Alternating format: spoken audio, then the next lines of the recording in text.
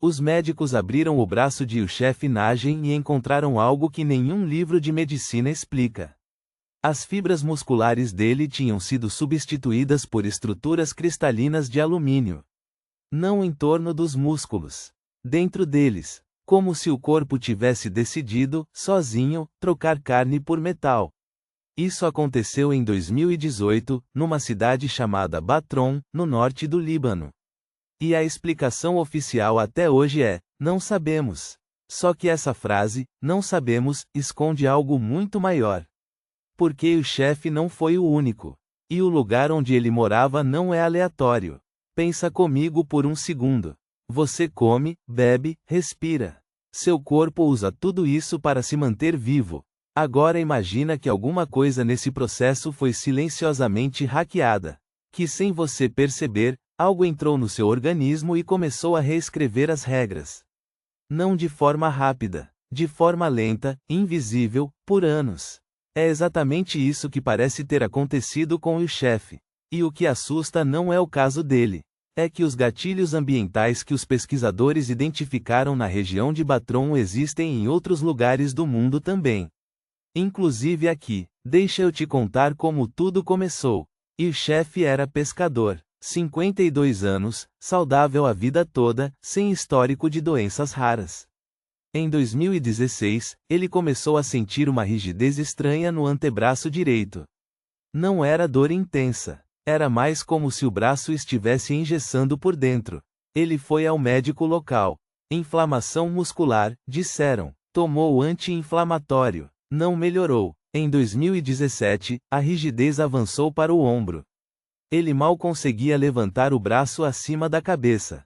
Aí veio a primeira biópsia. O resultado deixou o laboratório em silêncio por 3 dias antes de liberarem o laudo. Os tecidos musculares de Youssef apresentavam deposição maciça de compostos de alumínio. Não na superfície, nas células. A estrutura interna das fibras musculares tinha sido literalmente mineralizada. O termo técnico é calcificação heterotópica com contaminação metálica atípica. Em linguagem humana, o músculo estava virando pedra, mas uma pedra feita de alumínio.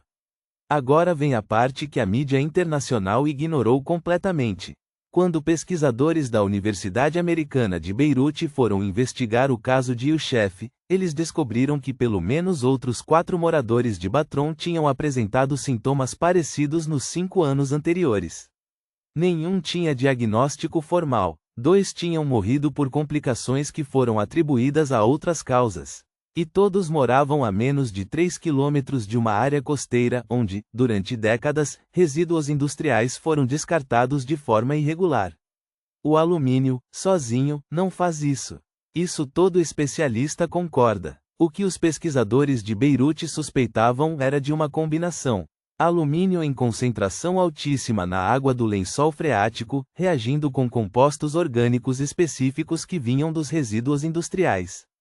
Essa combinação criaria um composto biodisponível diferente. Um tipo de alumínio que o corpo não consegue expelir. Que ele, de forma perversa, começa a usar como se fosse um mineral necessário.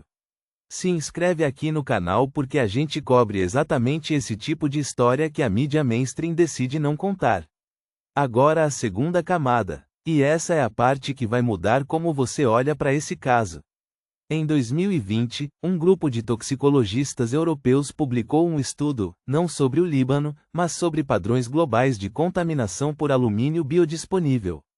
O estudo foi publicado numa revista científica de acesso restrito, pouco divulgada fora do meio acadêmico. O que eles encontraram foi perturbador. Em pelo menos 11 regiões do mundo, incluindo áreas da América Latina, os níveis de alumínio em fontes de água subterrânea tinham ultrapassado em mais de 4 vezes o limite considerado seguro pela OMS. E em 3 dessas regiões, havia registros de casos isolados de mineralização muscular atípica. Casos que, individualmente, pareciam raros demais para virar manchete, mas que juntos formavam um padrão. O nome dado a esse padrão no estudo foi Síndrome de Mineralização Sistêmica Induzida por Contaminante. Uma síndrome sem tratamento conhecido, sem protocolo estabelecido, e sem nenhuma campanha de saúde pública associada a ela. Por quê? Porque admitir a síndrome significa admitir a contaminação. E admitir a contaminação significa responsabilizar as indústrias que descartaram esses resíduos por décadas. E o chefe Najem morreu em 2021. A causa oficial foi insuficiência respiratória. O que os médicos que acompanharam o caso disseram, em caráter informal, é que o processo de mineralização tinha avançado para os músculos intercostais, os músculos que controlam a respiração. Ele literalmente não conseguiu mais respirar porque os músculos do peito tinham enrijecido. Um pescador do Líbano morreu porque o corpo dele foi lentamente tomado por alumínio. E o mundo não soube.